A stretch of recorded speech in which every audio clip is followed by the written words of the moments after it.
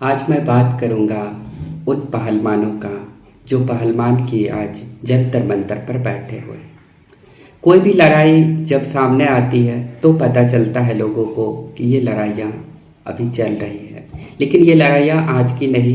ये लड़की सब जो बजरंग पूनिया है, विनेश फोगाट है, साक्षी मलिक है, इन लोगों ने जंतर मंतर पर जनवरी में भी बैठे थे, लेकिन प्रशासन के द्वारा किसी भी तरह से इन लोगों को हटाया गया और इन लोगों की कोई भी बात सुनवाई नहीं लिया जा रहा था। ये लोग बहुत कोशिश कर रहे थे क्योंकि इन लोगों के साथ यौन उत्पीड़न किया गया था और सेक्सुअल हरासमेंट की जो केस है वो जल्दी लिया नहीं। जब इनका नहीं लिया जा रहा था जो गोल्ड मेडल लाने वाली है, तो नॉर्मल लोगों का कौन सुनेगा। बड़े जोर शोर से लोगों को ये कहा जाता है बेटी बचाओ बेटी पढ़ाओ, लेकिन जो बेटी रेसलर है, जो इतनी पावरफुल है, उनके साथ इस तरह का काम होता है, लेकिन इनकी बातों को कोई भी नहीं सुनता है।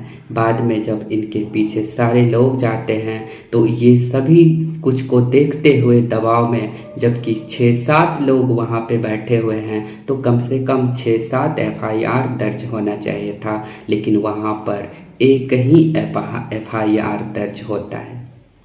तो कहीं ना कहीं ये हमारे देश के लिए बहुत ही एक ब्लैक डे कहा जा सकता है कि ब्लैक डे के रूप में ये चीज़ हम सब के सामने आया।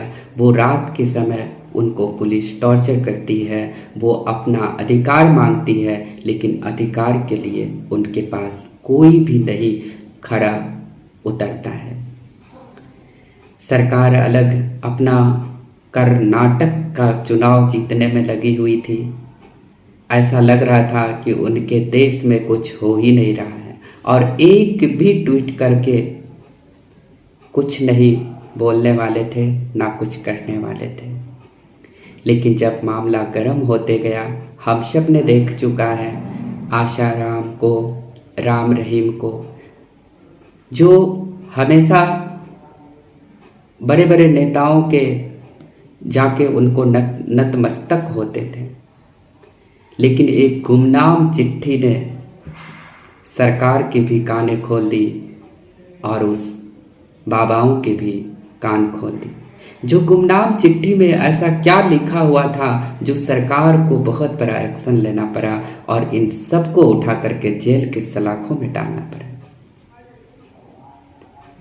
तो कोई भी बातें होती है तो लोगों को लगता है कि मैंने पैसे दे करके ये मामला को दबा दिया है।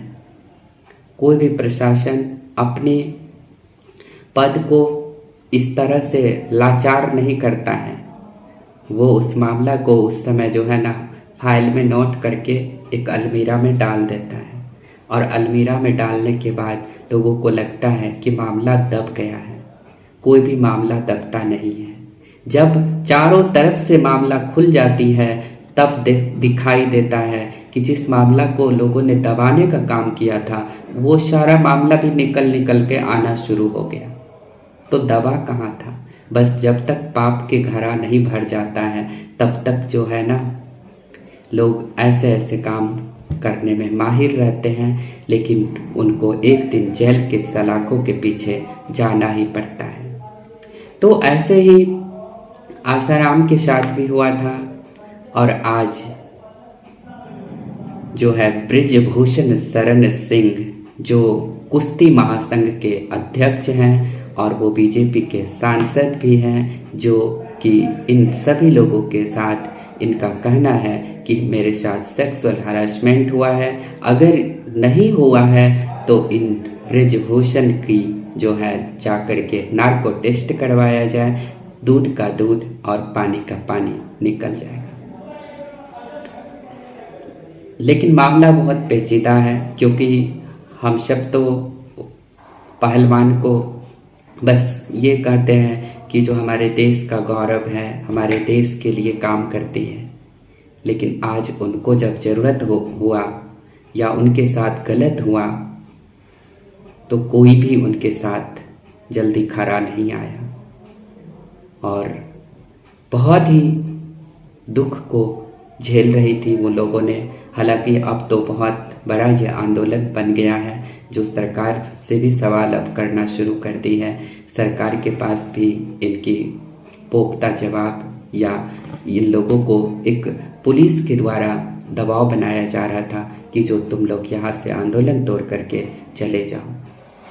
ये कब तक जो है ऐसे जाते रहती और अपने यौन शोषण करवाते रहते हैं।